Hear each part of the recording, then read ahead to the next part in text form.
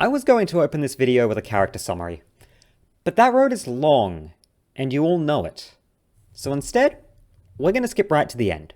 There's an argument made by Endwalker dislikers sometimes, mostly on 14's official forums, that there's no reason at all that Vanar would have needed to sunder the ancient world, because the ancients could have handled the end of days anyway. I think very few of them make this argument in good faith, but I've never been able to call not taking the bait a strength of mine, so let's prove them wrong. I'm not interested in the argument of if the ancients could have managed the personal knowledge or strength to follow Meteon to Ultima Thule. That falls into personal interpretations of very specific characters. I'm instead concerned with when they get there, because we know what they'll face, and what they need to do to overcome it. They're facing a land that's inhospitable and unnavigable without the sacrifices of creatures that can manipulate dynamis, which the ancients are not. So, they would need to be led by specially made familiars, suited to exactly the challenges they need to sacrifice themselves for. A purpose-built lineup of sacrificial lambs. But how hard is it to create someone that can match what they face? Well, some of this is rather easy. Thancred's sacrifice was purely out of will to protect others, and the ancients could pretty easily make something that does that. Alphinaud and Alizé connect with the pure desire to help the Warrior of Light keep going. That's pretty much a given for the ancients' creations. They probably build faith and loyalty in as a default. Y'shtola and Urianger connect with the Aya about a shared pursuit of knowledge in the face of existential dread. That's also easy for the ancients, they just make a nerd, although I'd question if the Aya would accept that approach. Graha and Stigma 1 commiserate over a struggle with the identity of the self in the face of, essentially, transhumanism. It would be grossly cruel and unethical to create a familiar racked with this sort of crisis, but that's not exactly a barrier for the ancients. So, they can get through just fine by throwing specially made bodies into the fire, right? No, because Estinien connected with what nobody else ever could. Physical evidence and experience. The dragon opens up to him not because he says the right words, but because he clearly and truly believes them through good and bad, and because he brings with him clear physical proof that he's right. A spear still stained with Nidhogg's blood.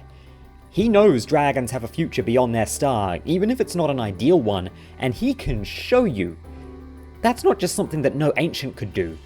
That's something that nobody else could have done at all. Today, we're talking Estinien.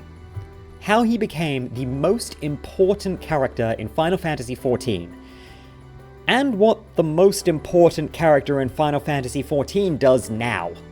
Quick opinion warning, this is going to be a lot of mine, but I think everyone's got Estinien opinions.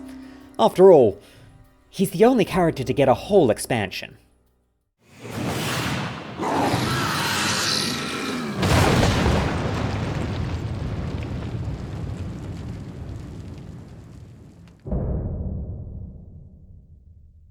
If you're talking about Estinien's development, you're spending a bulk of it in Heavensward just by nature, because Estinien's story is the story of Heavensward. He's the character-level reflection of everything Ishgard as a nation goes through. Yes, Estinien actually started as a job quest NPC in the original Dragoon questline, and weird fact, he was a Duskwight in the 1.0 version of that. It was neat to see them do that promotion the one time, although it might be argued that he's the reason it only happened once. Ask anyone who leveled Dragoon during or after Heavensward, and you'll realize it mostly just causes unnecessary headaches for player level continuity. But for the bigger story, it mainly serves to give him his backstory as a farm boy out for vengeance against the dragon that burned down his village, and to give him his first count of times he was possessed by Nidhogg, which is important, because Estinien is based on Kain from Final Fantasy IV, and all anyone can remember about Kain is that he was a Dragoon, and he had a prodigious talent for being mind-controlled. That history does help place him into the world, but it's not ultimately necessary to understand the character we meet for Heavensward. A respected knight of Ishgard in its most revered position, who has basically no friends and who only fights out of blind vengeance against the dragons that killed a family that's long gone. He's a mirror of Ishgard, a nation with no allies, that's for 1,000 years been neck deep in a conflict that's only driven by a feeling of an eye for an eye. And no, I don't think it's a coincidence that the gouged out eyes of dragons are basically the main focal point of the whole conflict, or that the Draken armor Estinien wears throughout Heavensward doesn't have visible eyes, either real or ornamental. That's actually a rarity among Dragoon armor designs through the series. When the Warrior of Light, Alphino, and Ysel aim to parley with the dragons of Dravania, Estinien basically invites himself. I could say that's reflective of Ishgard basically trying to make all the dragon business their business, but honestly I think it's just the game's way of getting him into the party so that he can have his big journey.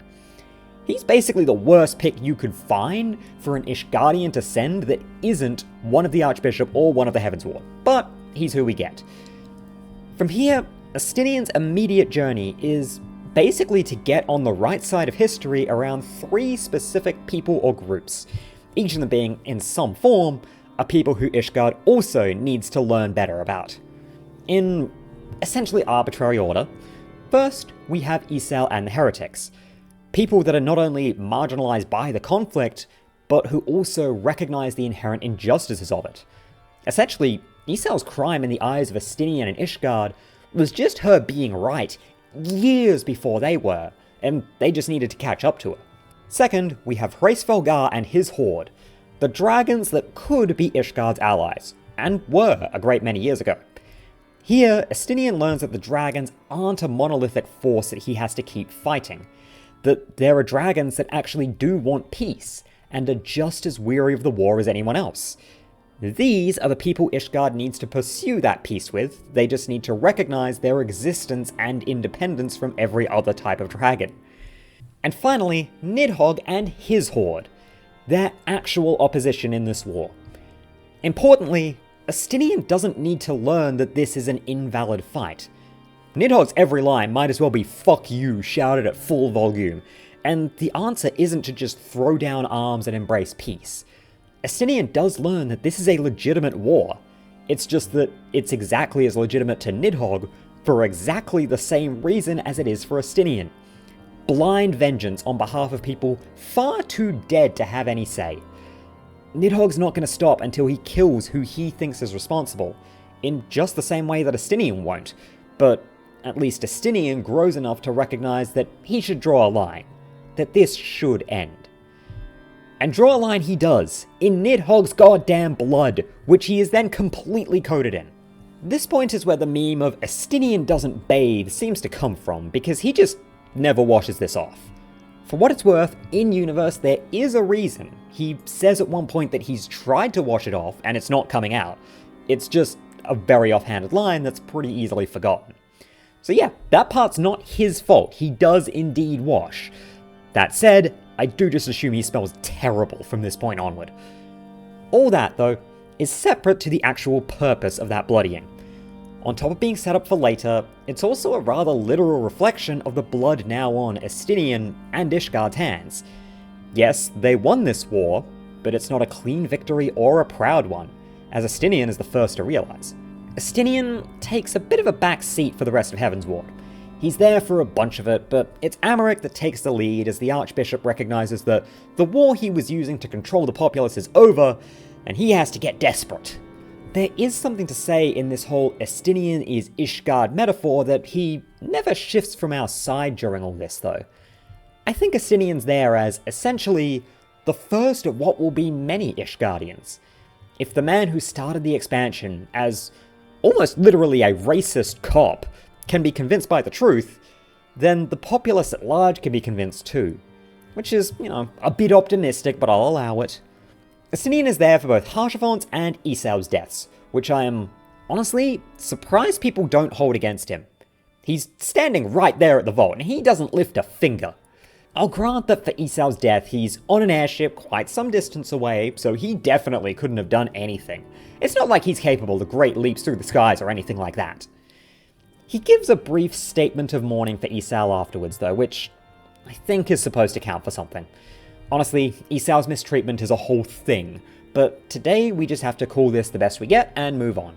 It turns out Nidhogg's other eye was fused with the body of Haldrath, the first Azure Dragoon, the symbol of wrathful vengeance that Estinien's been carrying with him, and occasionally getting tormented by, is echoed as far back as the first person to ever hold his title.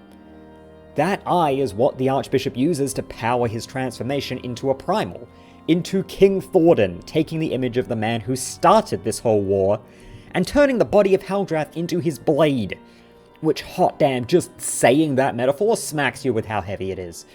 I admit, I have a really soft spot for stories that aren't afraid of shouting their meaning from the rooftops like that. But of course, after that, Estinien comes over, picks up that other eye of Nidhogg for some reason, and then gets possessed completely by the fact he was carrying both of them, and also covered in Nidhogg's blood. I'm so sorry, Estinien. Your arcane homage, your next brainwashing was inevitable. Estinien at this point takes an unwilling, different role in his reflection of Ishgard. He and Nidhogg, now one being, are the absolute embodiment of blind vengeance that Ishgard and Dravania now have to overcome and move away from. They are, literally, those nations' ghosts from the past. Ishgard as a whole takes the journey that Estinien did when travelling through Dravania. Certainly not without incident, but they're making proper progress in realising who their allies should be and are. In all honesty, the biggest non-Isal issue I have with this whole story is actually that Ishgard doesn't get to be part of the eventual defeat of Nidhogg Estinien. The dragons are present through Hraesvelgar's eye, but Ishgard is a bystander to their own climax. Which is a shame. I would have really loved to see them provide some sort of support in a similar way that the dragons do. Although, one could argue they do that afterwards. Once the fight's over, the Warrior of Light and Alphinaud are aided in ripping out those Nidhogg eyes by spectral figures of Haurchefant and Isal. It's honestly kinda hard to tell if that's literal or figurative. They're both very plausible in 14's setting. Estinien makes a full recovery from all this, with some bed rest. What he's sleeping off I couldn't even begin to guess.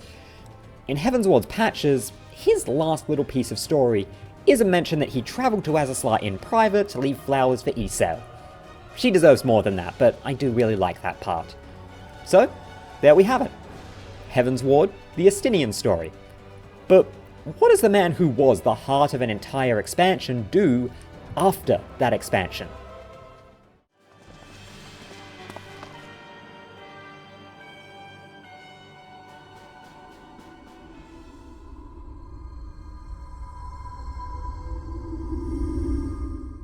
Come, Nidhogg. We are needed.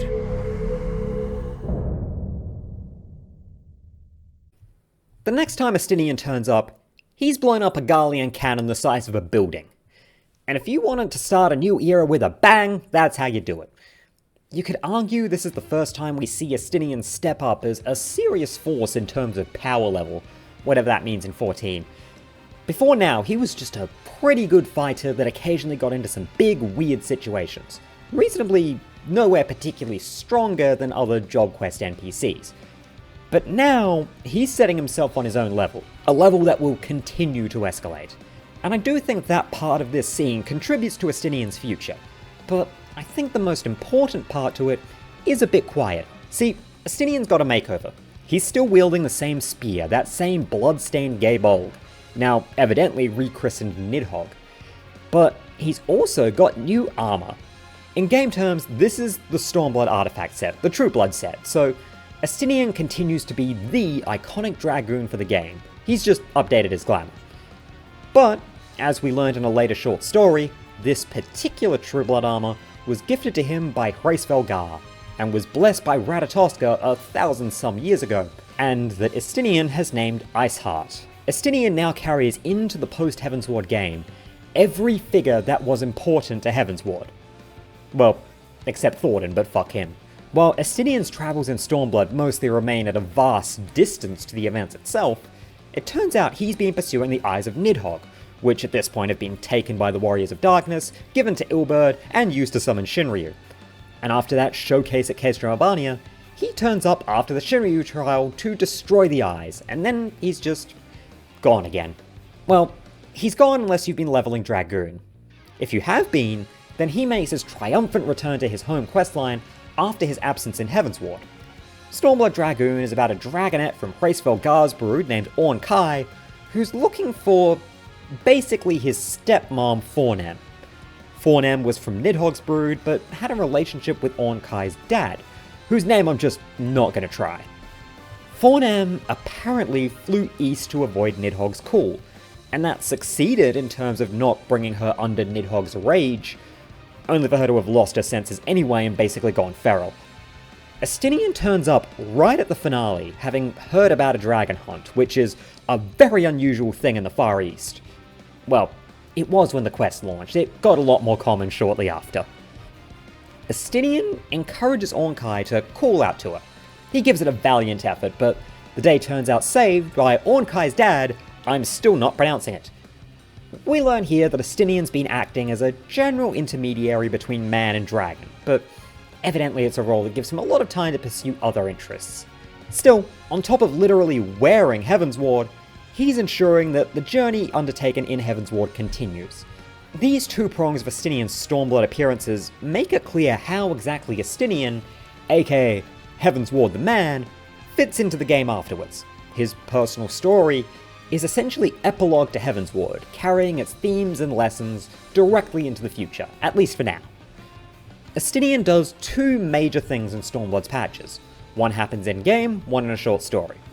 First, he saves the Warrior of Light when they pass out against Elidibus in Xenos' body, because the Crystal Exarch has the worst sense of timing in all of existence, past or future.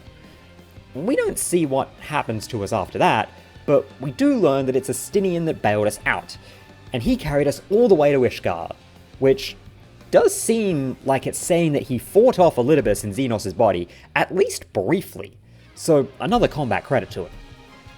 Second, we have a Tales from the Shadows short story. After that rescue, he went back to the Far East to hang out with Ornkai looking into Siryu, ran out of money, and then got blackmailed into helping the Scions deal with Black Rose by Tatu and Kryle. Kryle faked an Echo Vision to do it. To this day, Estinien is terrified of them. Personally, I'd have swapped these two events around, since it makes the whole of Estinien's journey a bit less roundabout, but it is what it is. That short story, though, provides context for what he's up to in Shadowbringers, as he teams up with Gaius to go fuck up the Black Rose plants. Honestly, I really like this little subplot in Shadowbringers for reasons largely disconnected to Estinien. I almost feel like he's there as the respectable face. He's the guy we know and like, so that we actually care about what's going on emotionally and have some level of investment in it. I think if it was just Gaius, we'd have been watching all of those scenes waiting just for someone to die and then for it to close out. But it also acts as a bit of an in for Estinien. It lets him jump off the track of continuing Heavensward's story threads as they grow more and more stale, and guides him into something a bit more long-term. I don't think that's quite where it ends up going though, because I think the main takeaway from this whole storyline for Estinien is the point where he and Gaius flee the Imperial Palace, take out a fairly impressive amount of Imperial guards and the Serana sisters, before running into Arc Ultima, an experimental recreation of the Ultima weapon, which Estinien responds to by basically going Super Saiyan, tapping into Nidhogg's blood, and taking it down solo. Now, this kinda leads us into trying to reckon with relative power levels of endgame figures, and Arc Ultima's a bit difficult here, but I reason that since it seems to be running with the same systems as the weapons in the Worldlet trials, it's probably somewhere near that power level, maybe a little weaker. Which, if true, means that Estinien is as powerful as 8 of us. Even if we think Arc Ultima isn't quite at that level, I think it's closer to true than not. From this point, Estinien definitely seems to be depicted as stronger than the Warrior of Light, and very plausibly among the strongest humans in the game. He just channels it less into combat prowess, and more into raw, destructive force. I've seen people describe the Warrior of Light as essentially the Scion's weapon of choice, and I don't think that's true. But I think you could convince me of that being true for Estinien. He's an artillery strike on legs. Not a particularly useful tool in a story like 14's, but hey, sometimes the Scions see the nail that's the perfect size for that hammer. This isn't the main thing he goes on to bring to the story afterwards, although it's definitely there. No, the thing he brings starts several patches later, when of all people, he's the one to connect with Tiamat after her tempering gets cured. In the same stretch of story where he gives us the first mention of Esau as an actual character rather than just a plot beat since Heavensward. So thanks, Estinien. Bonding with Tiamat doesn't just act as a big moment for her, perhaps one of the biggest status quo changes for a character in an expansion after the one that introduced them, but also acts as a first act to what Estinien's big thing in Endwalker is. Bonding with dragons far and wide, speaking from his experience with them both positive and negative. Chiefly, of course, with Vitra. Estinien sort of acts as the party lead for all the Thavnair stuff in Endwalker, just by virtue of that natural story thread between the two. But here, I think, is where the main way Estinien gets used becomes clear, and why he's so important. Because he's embraced being Heavensward the man by making his entire story telling other people about Heavensward. And that sounds really tacky, but it actually kinda works. He becomes the guy that's walked this path before, the mentor to Vitra, who's been a great leader in peacetime, but who now has to learn the pains of leading in crisis and making choices that will, even at their best, involve seeing his people being hurt and killed, and having to kill those that were his people to protect the ones that still are. It's very heavy, and he's lucky he has Estinien to help him through it, which starts a relationship that carries through to the patch storyline around the search for Ajdaia. But it also carries through to Ultima Thule. In truth, that argument that the Ancients could have traversed it is missing the forest for the trees. The events at Ultima Thule are explicitly designed to be a dramatic culmination of the stories of the Scions up to that point.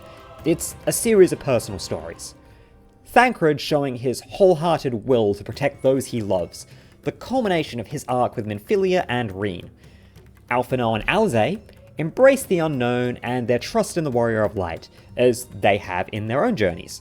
Y'shtola and Urianger embracing and expressing their roles as the party's resident encyclopedia and weird occult bookshelf respectively, more embracing their purpose in the greater story than their own journeys. G'raha opens up about the transhumanist dysphoria that's inherent to his journey as the Crystal Exarch. And Estinien brings the story of Heavensward itself, the story that his entire character arc mirrored, and that he now wears. And that core element that gets him over with the dragon?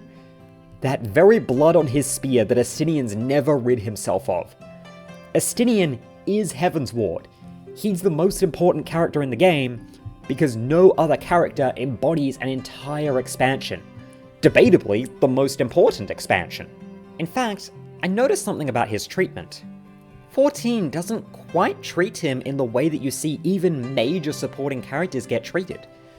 I've been playing Xenoblade Chronicles 3 lately. Amazing game, by the way. And for people who aren't aware, one of its DLCs is a mini-campaign that stars the protagonists of Xenoblades 1 and 2. And playing that is when I realized 14 writes Estinien in the way other games write the protagonists of previous games. There's this reverence to their overall journey as it's retold from their perspective.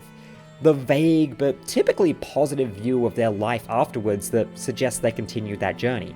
An embracing of the insane power level that a character like that typically has, even if that requires either majorly downscaling them in gameplay, or building them up to such a degree that they become the optional superboss. But there's one thing that those characters do, which Estinien hasn't done yet.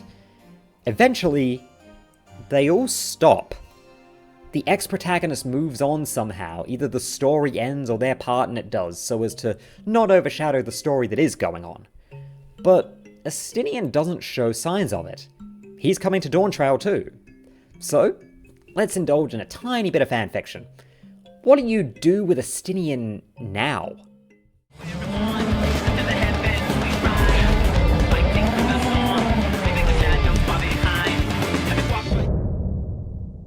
I think we've reached a point where we can no longer have Estinien just retell Heavensward and have that be his thing. It's just worn through at this point. But if he's going to be around for a whole expansion, they need to find something for him to spend that expansion doing, right? Well, they could have him do an Endwalker Y'shtola and just have him not contribute much, but that doesn't feel all too interesting, especially for a video like this. So let's think about what we've got here, and what you could do. We've already talked about Estinien, so let's talk Dawntrail. And warning, I'm recording this after the first FanFest, but before the second, so that's a level of knowledge we have. What we've got is a bit thin though. We're going to Turol, where there's some form of power struggle or battle of succession going on that in some form involves the king of Tulialal, Galul Jaja. This conflict also causes some form of rift between the Scions, leading to them picking different sides.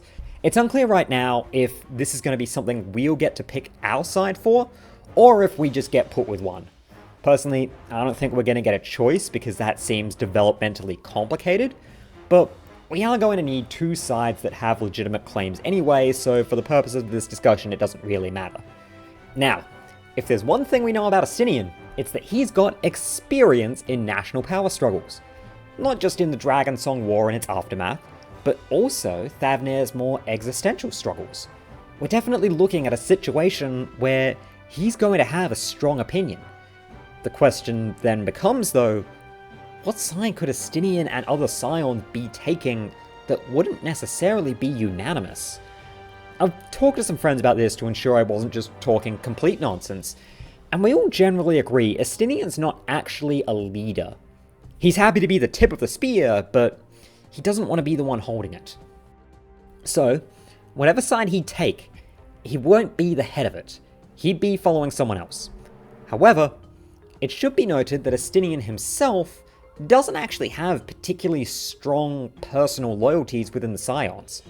Alphinaud likes him, but he doesn't actually like Alphinaud enough to tell him apart from Alizé, and everyone else he's just sort of work friends with. So, whatever side he's on, it'd be on reasons of personal ethical choice. So, what side would he take? Well, as a friend of mine noted, I feel like Estinien might still have a reverence to the traditional order that Ishgard had before we turned up. Basically, while he'll happily call out a bad leader when he sees one, he doesn't seem to have any problem with a system that happens to be working fine right now, even if it's one with pretty clear flaws. Thavnair's government has as much structural injustice as Ishgard, but because Vitra is generally a good leader instead of a genocidal monster, he's okay with it. That leads me to believe he's going to side with Galul Jaja and his decisions by default, unless they have some absolutely critical moral failings. And if they're getting other allies from the Scions, he probably won't.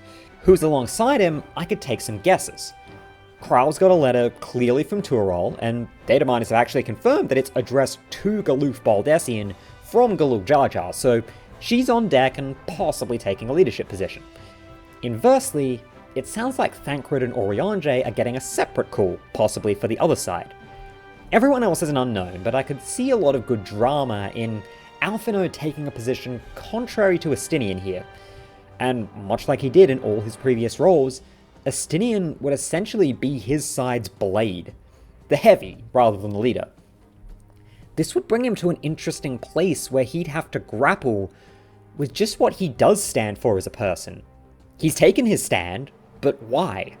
And how does he respond if people he respects disagree enough to stand against him, but aren't as blatantly evil as Thornton? But, perhaps more importantly, if we're against him either by choice or by default, it lets him fill the one role of an ex-protagonist that he hasn't filled before. Oh shit, they're a boss fight this time. In particular, I think he could actually pull off being a recurring boss in the vein of Xenos and Stormblood or Ranjit and Shadowbringers. One of the chief problems with those characters is that it's hard to believe that a completely new person can beat us like they do with no real evidence speaking to their strength, no combat record. But Estinien's got history. He's got evidence for how strong he can be. He's been stunting for 4 expansions straight. If anyone can put a fight up against us, it's him. And putting forward a situation in which he can stand against us without being brainwashed? I think that's the way to make something new out of Estinien. So there we have it. Estinien, the man who got a whole expansion to call his own, but when that expansion's 8 years old, they kinda have to find a way to build on it. I think Estinien's a really valuable addition to the main cast because he's not a college-educated nerd, but that does mean he doesn't fit so cleanly into the stories that everyone else does. If you like this video, please do all the YouTube things, likes, subscribes, all of that. Share this around, and in the comments, let's try to talk about other things Estinien could get up to. I could see him getting really big into fishing. Big fishing. Thank you all so much for watching, and remember, Estinien could have soloed all of Shadowbringers if the Exarch just got him instead. Look upon your dead family, Sosuke Bosuke, every single one of them slain by my hand. Fuck you, Sosuke Bosuke, your family sucks! I will never regret doing this! I just feel like he's getting off a teensy bit scot-free.